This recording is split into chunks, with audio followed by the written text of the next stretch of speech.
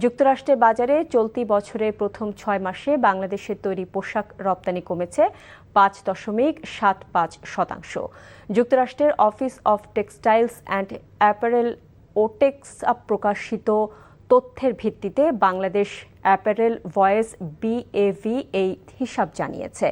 তবে ৬ মাসের হিসাবে রপ্তানি কমলেও জুনে বাংলাদেশের পোশাক রপ্তানিতে ইতিবাচক প্রবৃদ্ধি হয়েছে।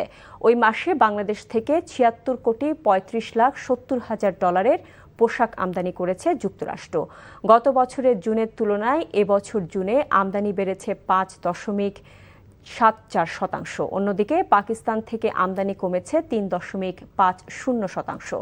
ভারতের ক্ষেত্রে পতন ২৫.২৭% এবং চীনের ৩৭.৬৯%।